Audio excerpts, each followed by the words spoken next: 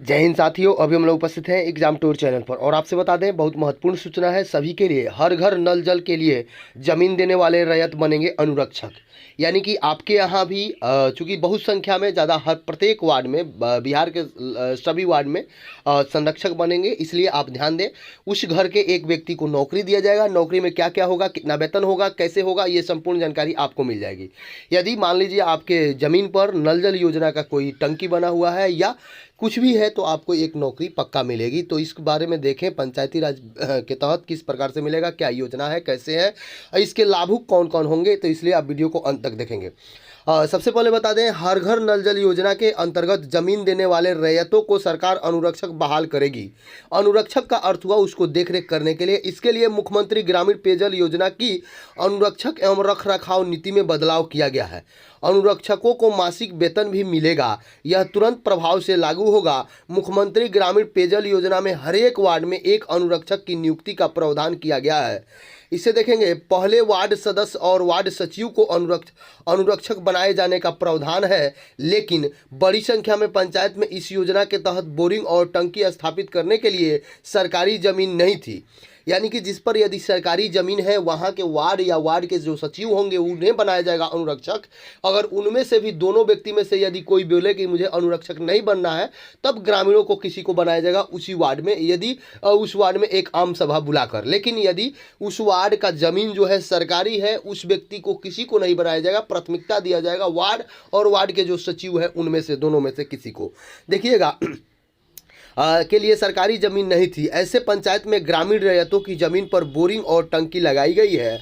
और पंचायती राज विभाग के प्रधान सचिव मिहिर कुमार सिंह की ओर से जारी आदेश के मुताबिक अनुरक्षक बनाने में पहली प्राथमिकता जमीन दाता या उनके स्वजन को दी जाएगी। यदि आपके यहाँ सरकारी ज़मीन पर नल जल योजना का नहीं है तो जिसके ज़मीन पर है उसको प्राथमिकता दिया जाएगा। यदि उसको प्राथमिकता दिया जाएगा, वह नहीं बनना चाहता है अनुरक्षक, तो उसके जो रिलेटिव है, उसके जो स्वजन है, उनको दिया जाएगा। यदि वो भी नहीं बनते हैं तब वार्ड और वार्ड के सचिव को दिया जाएगा। यदि वो भी नहीं बनते हैं तो आम जन के द्वारा यानी कि किसी को बनाया जा सकता है। इसके लिए मासिक वेतन भी तय किया गया है। देख लेंगे क्या है, कैसे है, कब से मिलेगा, क्या क्या सूचना है, तो आप जरूर देखेंगे। उनके स्वजन को दिया जाएगा।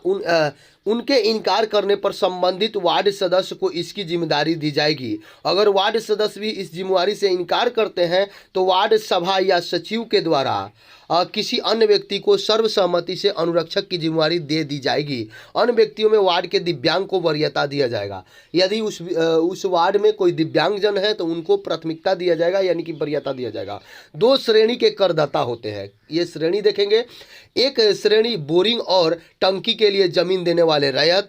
2 श्रेणी के लिए है पहले जिन्होंने अपनी जमीन राज्यपाल के नाम से रजिस्ट्री कर दी है। दूसरे जमीन जो दे दी लेकिन राज्यपाल के नाम से उसकी रजिस्ट्री नहीं की हुई है। जिला पंचायत राज पदाधिकारी को कहा गया है कि इस श्रेणी की जमीन को रजिस्ट्री राज्यपाल के नाम से करा दें। यदि राज्यपाल के नाम से इस श्रेणी का आप जमीन करा देते हैं तो इस श्रेणी के रैयतों को अनुरक्षक बनाया जाएगा।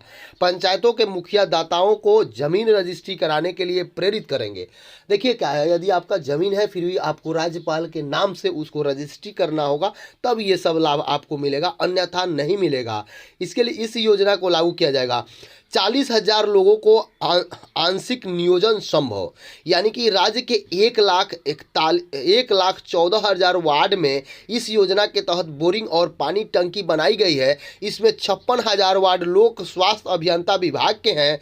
बाकी वार्डों की जिम्मेदारी लोक स्वास्थ्य अभियंता विभाग और शहरी क्षेत्र में नगर विकास को दिया गया है। लोक स्वास्थ्य अभियंता मंत्री ललित कुमार यादव ने बताया कि वह इसी पर विचार करेंगे कि उनका विभागीय जमीनदाता को अनुरक्षक बनाया जाए।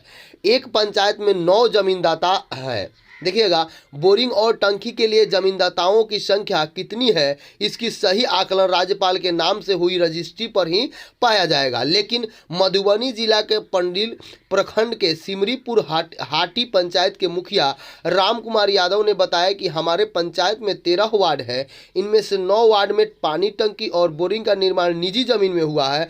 अनुरक्षकों को पेयजल शुल्क से वसूली की राशि से भुगतान होगा। प्रति परिवार मासिक मासिक 30 रुपया लेने का प्रावधान है, लेकिन वह वसूली नियमित नहीं हो पाता है। मानदेय की राशि 2000 से अधिक हो सकती है।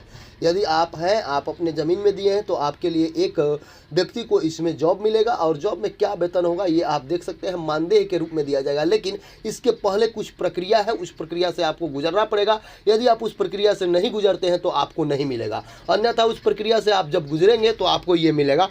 तो आपके घर में, आपके परिवार में यदि इससे जुड़े हुए हैं कोई, तो वो लाभ उठा सकते हैं। बहुत जल्द इसका लाभ मिलेगा। सभी को हर घर नल जल योजना के तहत देने वाले अनुरक्षक ही वही होंगे। पहले था कि किसी को अनुरक्षक बना दिया जाता था, लेकिन अब ये प्रावधान पंचायती राज के द्वारा पारित हो चुका है, और वही व्यक्ति होंगे जो अपना जमीन दिए हैं। यदि वो नहीं रहते हैं तब दूसरा कोई को दिया जा सकता है। यदि आप एग्जाम टूर पर नए हैं तो एग्जाम टूर को जरूर सब्सक्राइब कर लें, लोगों में शेयर करें। जय हिंद, जय भारत, जय युवा।